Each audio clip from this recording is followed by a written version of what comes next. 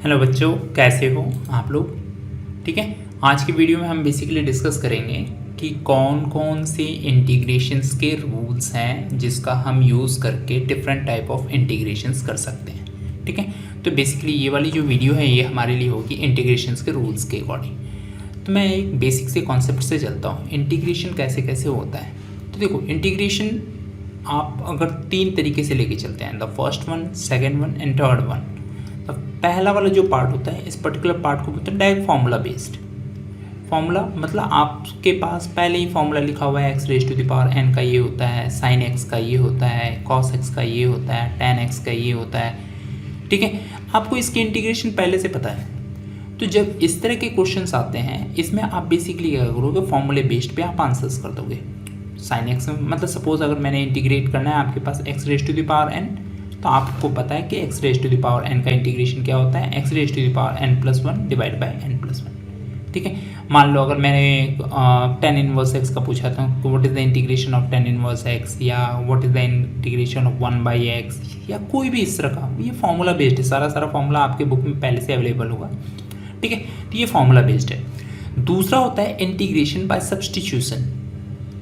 देखो, मैं ये नहीं बोलता कि जिसमें आप सब्सटीट्यूशन करोगे उसमें आप फॉर्मूला अप्लाई नहीं करोगे, नहीं हो सकता है। आप पहले सब्सटीट्यूट करो, बाद में जाकर फॉर्मूला अप्लाई करो। ठीक है, तो सब्सटीट्यूशन करने का मतलब क्या है, जहाँ पे आपको ऐसा दिखे, when ever you see that कि ये फॉर्मूला के जैसा है लेकिन वैसा नहीं है। जैसे अगर मैंने लिख दिया x प्लस 3 का होल क्यूब, इसका इंटीग्रेशन अगर बोला, वैसे होल क्यूब का आप तो क्यूब के अकॉर्डिंग निकाल लोगे। इस तरह की चीज़ों का इंटीग्रेशन अगर निकालना हो, सपोज आपको निकालना हो साइन ऑफ 2x प्लस 3 का निकालना हो, देखो ये है उसी के जैसा। अगर आप ये पूरे टर्म को एक कैपिटल X मान लोगे तो ये तो इसी तरह बन जाएगा साइन एक्स। तो साइन एक्स का तो आपको इंटीग्रेशन पता है। तो जब इस तरह की चीज़ें होती हैं तो इसमें हम यूज़ करते हैं substitution. And the third part, अगर मैं थर्ड पार्ट के अकॉर्डिंग चलूँ तो फॉर्मूला बेस्ड हो गया। थर्ड पार्ट में अगर आप चलते हो तो ये होता है पार्शियल फ्रैक्शन। ठीक है, पार्शियल फ्रैक्शन आपका थोड़ा सा इंपॉर्टेंट होगा अगर if you want to discuss about the partial fraction. ठीक है, एंड फिफ्थ वन की अगर हम बात करते हैं, फिफ्थ वन में आपके पास होता है, ये होता है बाई पार्ट। ठीक है, इसके बारे में हम बाद में बड़े अच्छे तरीके से डिस्कस करेंगे। इसका एक ही फॉर्मूला होता है, उस फॉर्मूले के बेस पे हम सॉल्व करते हैं। तो ये सारे जो भी चीज़ें हैं ये आप डेफिनेट इंटीग्रेशन के अकॉर्डिंग यूज़ करोगे। डेफिनेट इंटीग्रेशन करने मतलब क्या होता है कि कभी भी उसमें आपको अपर लिमिट और लोअर लिमिट नहीं होता। दूसरा आपके पास होता है इनडेफिनिट, नॉट डेफिनेट, इनडेफिनिट। और दूसरा आपके पास जो होता है वो होता है आपके पास डेफिनेट इंटीग्रेशन। तो आज हम बेसिकली डिस्कस क्या करेंगे, what is definite integration, what is indefinite integration, और उसके बिहाफ पर हम फॉर्मूला बेस्ड या सब्सटीट्यूशन के क्वेश्चंस वगैरह सॉल्व करने की कोशिश करेंगे according to the CBSE rule. तो आपके पास सीबीएसई में जो भी क्वेश्चंस वगैरह हैं उस क्वेश्चंस को हम डील करेंगे, और उस क्वेश्चन को डील करने के अकॉर्डिंग हम उसको सॉल्व करने की कोशिश करेंगे। देखो, सारी चीज़ें तो मैं सॉल्व नहीं करूँगा, लेकिन उस पर्टिकुलर चीज़ पर सॉल्व करने की कोशिश करूँगा जरूर। जैसा कि आप देख सकते हो, ये आपका 7th चैप्टर है इंटीग्रेशन से रिलेटेड। जो इंटीग्रेशन से रिलेटेड हम क्वेश्चंस वगैरह करने की कोशिश करेंगे, और इस पर्टिकुलर चैप्टर को जल्दी से जल्दी फिनिश करने की भी कोशिश करेंगे। ठीक है, तो आपके इंटीग्रेशन वाले चैप्टर में you can find out there are various questions are there, there are various formulas are there. अब इन फॉर्मूलाज में आप ज़्यादा कंफ्यूज मत होना। This is the integral part. Integral part क्या होता है, जस्ट डेरिवेटिव का उल्टा, अपोजिट। तो हम बस इंटीग्रल पार्ट के बारे में बात करते हैं, और इंटीग्रल पार्ट से रिलेटेड जो भी चीज़ें हैं हम उसके बारे में डिस्कस करेंगे। तो उसी तरह इंटीग्रल पार्ट में आप सारी चीज़ें, जो भी चीज़ें हैं उसके अकॉर्डिंग, जैसे ये कॉस एक्स कॉस एक्स, इस तरह की वैल्यूज़ वगैरह निकालते हैं, या इस तरह की चीज़ें, तो ये पर्टिकुलर चीज़ें हैं, इसमें हम कैलकुलेट करने की कोशिश करेंगे, और एक एक करके ना हम चीज़ों को सॉल्व करेंगे। तो मैं और आगे की ओर बढ़ता हूँ और इस पर्टिकुलर क्वेश्चन को सॉल्व करता हूँ। ठीक है, तो शुरुआत में कुछ क्वेश्चंस हैं जो हम बेसिक 7.1, अगर आपको थोड़ा सा भी अगर डाउट वगैरह होता है या इस तरह की चीज़ें वगैरह होती है तो आप बेशक कमेंट सेक्शन में कमेंट कर सकते हो, या इस तरह की चीज़ों को। देखो, इस पर्टिकुलर चीज़ को मैं हिंदी में ही उतना ज़्यादा लेके इसलिए चलूँगा, कुछ स्टूडेंट्स हैं जो हिंदी से रिलेटेड, जैसे यहाँ पे suppose example number 9, right the anti derivative. Anti derivative होता क्या है कि किसी फंक्शन का, वैसे आपके ये सिलेबस में नहीं है, अगर आप अकॉर्डिंग टू आप सीबीएसई चलते हो, ये आपके सिलेबस में नहीं है कि एंटी डेरिवेटिव। डेरिवेटिव होता क्या है, डेरिवेटिव का जस्ट उल्टा होता है। आपका इंटीग्रेशन, या इंटीग्रेशन का जस्ट उल्टा बोलते हो आप डेरिवेटिव या इस तरह की चीज़ें बोलते हैं, ठीक है। तो यहाँ पर कुछ है आपके पास, फाइंड द फॉलोइंग इंटीग्रल। अब इंटीग्रल के अकॉर्डिंग समझो, कुछ फॉर्मूले तो आपके पास पहले से लिखे हुए हैं, मतलब उसके लिए आपको ज़्यादा सोचने की ज़रूरत नहीं है, उस पर्टिकुलर चीज़ के लिए आपको ज़्यादा कैलकुलेट करने की ज़रूरत नहीं है। उस फॉर्मूले को बस क्या करना है, आपको ना एक तरह से यूज़ करना है। कहीं पे भी अगर आप यूज़ करना चाहते हो या कोई भी चीज़ अगर करना चाहते हो तो आपको उस फॉर्मूले को बस यूज़ करना है, उससे अलावा आपको कुछ नहीं करना उसमें। तो मैं क्या कर रहा हूँ बेसिकली, इंटीग्रेशंस के अकॉर्डिंग अगर मैं देखता हूँ यह चीज़ें, तो मैं ना इसमें कुछ फॉर्मूलाज वगैरह या इसमें कुछ फॉर्मूले से रिलेटेड जो आपके क्वेश्चंस वगैरह हैं, मैं उस क्वेश्चंस वगैरह को डील करने की कोशिश करूँगा स्टार्टिंग में। तो सबसे पहले तुम लोग मतलब आप लोग ना सबसे पहले फॉर्मूलेज को देख लो, कौन कौन से फॉर्मूले हैं जो फॉर्मूले हम बेसिकली डील करने वाले हैं, या कौन कौन से फॉर्मूले हैं जो हमें रिमेंबर करने हैं, क्योंकि विदाउट फॉर्मूला आप क्वेश्चन सॉल्व भी नहीं कर पाओगे। तो यहाँ पे देखो एक बेसिक सा इक्वेशन है यहाँ पर, 3x³ - 1/x²। अब इस क्वेश्चन को मैं ना इस पे लेके चलता हूँ, x³, ठीक है, इसके थोड़े से कलर को डार्क कर देता हूँ, x³ - 1/x², और इसको dx के रिस्पेक्ट में मैंने क्या करना है, इंटीग्रेट करना है। जब भी इस तरह की चीज़ें दिखें आपको और नीचे में अगर value single, if there is a single value, ध्यान में रखना, if there is a single value, just एक तरह से इसको सेपरेट कर दो। सेपरेट करने मतलब क्या हो गया, x³ - इंटीग्रेशन 1/x² dx। अब देखो यहाँ पे भी dx होगा, ऑब्वियस सी बात है। अब इसको सॉल्व करो, जैसे आपने किया कि this is x and minus and this one is x⁻² dx। यहाँ पे अगर वैल्यू को कैलकुलेट करोगे तो ये होगा x²/2, क्योंकि आपको फॉर्मूला पता है ये x⁻n का फॉर्मूला क्या होता है, x⁻n+1 डिवाइडेड बाय n+1। उसी तरह आपके पास x²/2, और यहाँ पे क्या हो जाएगा आपके पास, जब आप करते हो तो x⁻² +1/(-2 + 1) c। मैं यहाँ पे कांस्टेंट, दोनों के कांस्टेंट को इकट्ठा ही ले रहा हूँ इस पर्टिकुलर चीज़ के अकॉर्डिंग। तो वैल्यू क्या होगी आपके पास, x²/2, यहाँ से माइनस आएगा जो कि माइनस सामने वाले माइनस को पॉजिटिव बना देगा, तो x⁻1 + bc, ये आपका इंटीग्रेशन हो गया। देखो इसमें मैंने कौन सा फॉर्मूला यूज़ किया, इसमें हमने ये वाला फॉर्मूला यूज़ किया। ये सारे फॉर्मूले की लिस्ट आपके पास यहाँ पे गिवन है। आप अगर बुक के अकॉर्डिंग अगर देखना चाहते हो तो आपको सारे फॉर्मूले यहाँ पे गिवन रहेंगे।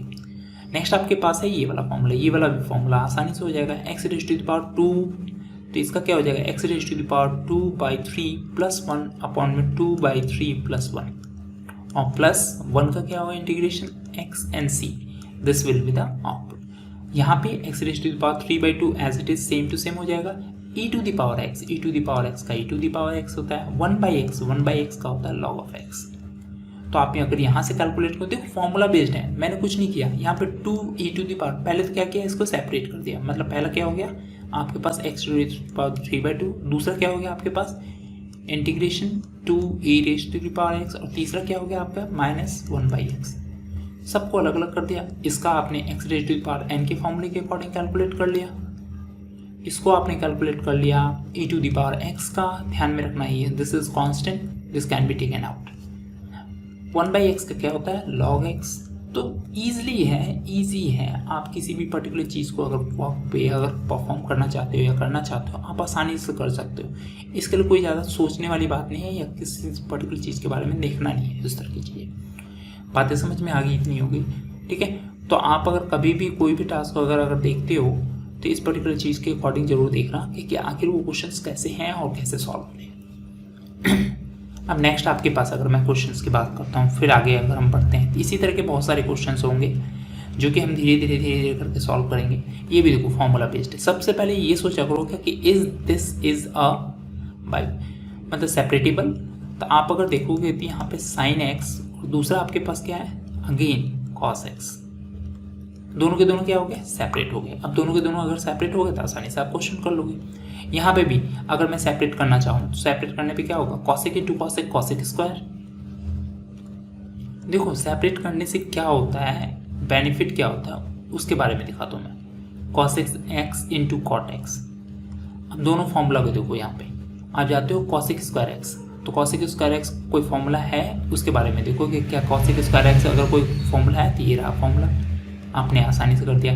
कॉसिक कॉट एक्स इसका ये रहा फॉर्मूला, तो आपको बस फॉर्मूला इंप्लीमेंट करना था, उसके अकॉर्डिंग सॉल्व हो जाना था वो।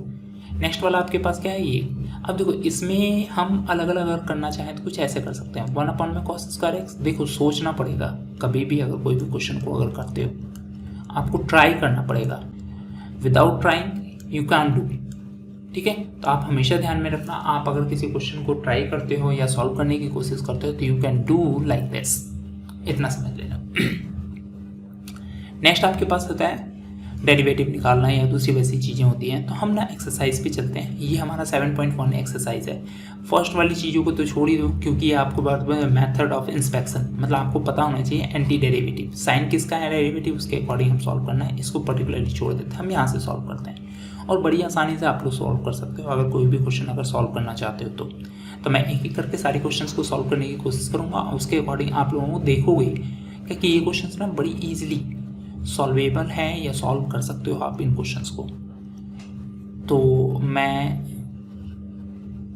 इन क्वेश्चन को थोड़ा सा साइड वाइज करता हूँ और सॉल्व करने की कोशिश करता हूँ ताकि आपको भी क्वेश्चंस आसानी से विजिबल हो या दिखे और उसके बिहाफ पर आप भी क्वेश्चंस वगैरह करने की कोशिश करो।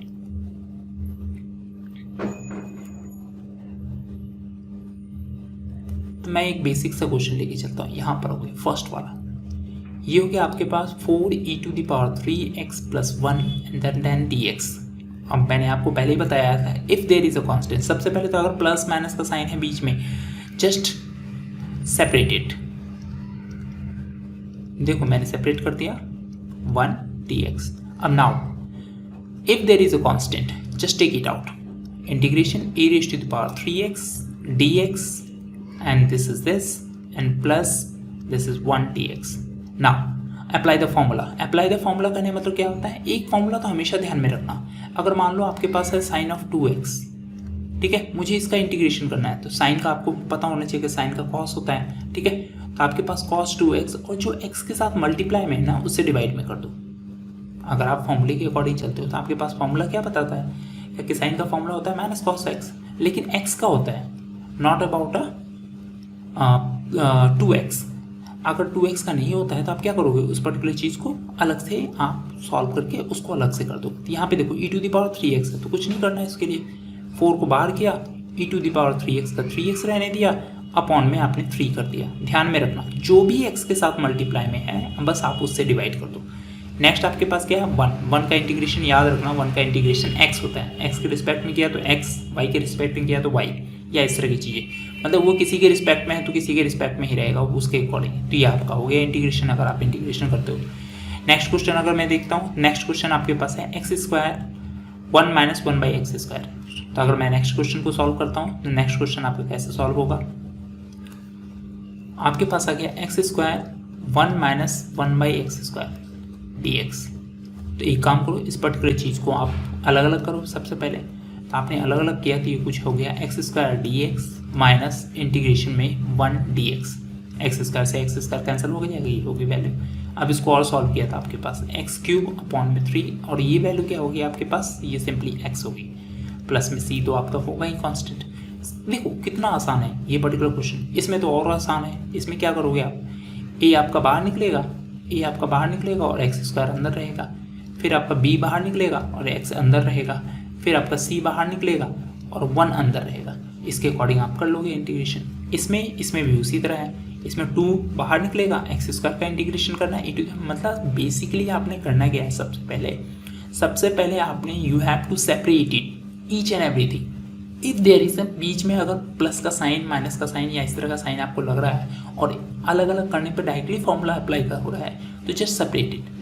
अगर नहीं हो रहा है तब देखेंगे। अब यहाँ पे इस पर्टिकुलर क्वेश्चन को कैसे सॉल्व करेंगे, तो इसको थोड़ा सा आप ना अपने अकॉर्डिंग एलिब्रेट कर लो, कैलकुलेट कर लो या सॉल्व करने की कोशिश करो। तो मैं इस पर्टिकुलर क्वेश्चन को दिखा देता हूँ सॉल्व करके आपको। देखो इस तरह के क्वेश्चन को कैसे सॉल्व करेंगे, सपोज आपके पास इस तरह लिखा हुआ है √x माइनस 1 अपॉन में √x का होल स्क्वायर dx, ठीक है। अब मैंने क्या किया, इसको स्क्वायर किया, √x का स्क्वायर क्या हो गया x प्लस 1/x माइनस क्या हो गया 2 dx। एक्स की वैल्यू आप सबको सेपरेट कर सकते हो आसानी से। एक्स की वैल्यू के लिए हो गया एक्स स्क्वायर अपॉन में 2, 1/x का इंटीग्रेशन क्या हो गया log x, और 2 का क्या हो गया 2x, और लास्ट में क्या हो गया c। तो इस तरह करके हम लोग कभी भी अगर कोई क्वेश्चन वगैरह अगर सॉल्व करते हैं तो हम क्वेश्चन वगैरह इस तरह करके हम सॉल्व कर सकते हैं, ये ध्यान में रखना। कभी भी अगर कोई भी क्वेश्चन वगैरह अगर हम देखते हैं या सॉल्व करने की कोशिश करते हैं, we can do like this also. Next अगर आपके पास हम दूसरे क्वेश्चन वगैरह अगर हम देखते हैं या दूसरे क्वेश्चन वगैरह करने की कोशिश करते हैं तो उसके अकॉर्डिंग चलते हैं। फिर यहाँ पे देखो, यहाँ पे भी सेम क्वेश्चन है, क्या करोगे एक्स से सबको डिवाइड कर देना, सॉल्व हो जाएगा।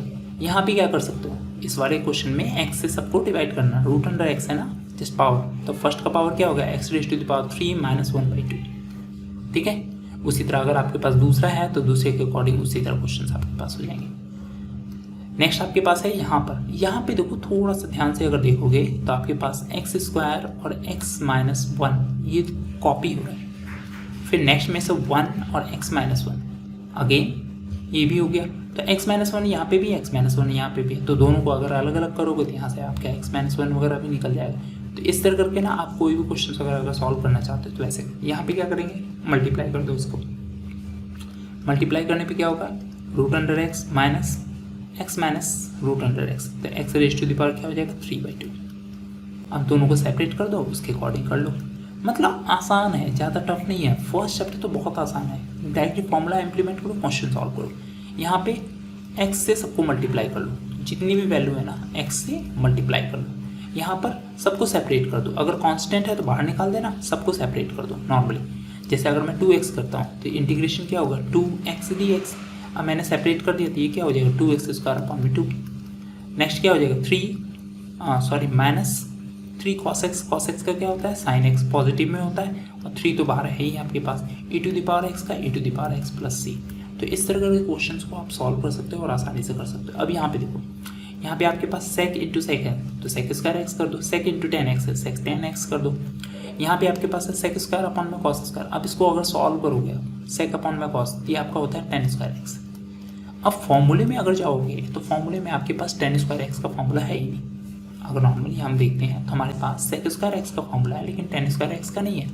तो अगर मेरे पास 10 स्क्वायर x का नहीं है तो लेकिन चेंज तो कर सकते हैं इसको, तो this can be written as sec square x - 1। तो दोनों को बाइफरकेट करो, मतलब दोनों को सेपरेट करोगे, सेपरेट करने पे sec स्क्वायर x का अलग लिख लेना, हम का अलग लिख लेना। उसी तरह अगर हम बात करते हैं 2 और -3 sin x का, इसको अलग अलग कर लो। जैसे 2 अपॉन में cos x, 2 अपॉन में cos x क्या हो जाएगा आपके पास 2 sec स्क्वायर x, और दूसरा क्या हो जाएगा आपके पास 3 tan x into sec x, tan x into sec x।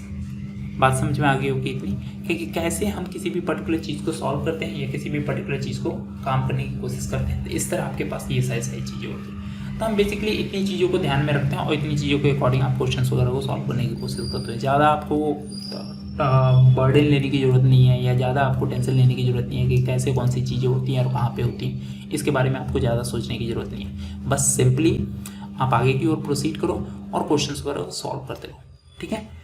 बातें इतनी समझ में आ गई होता।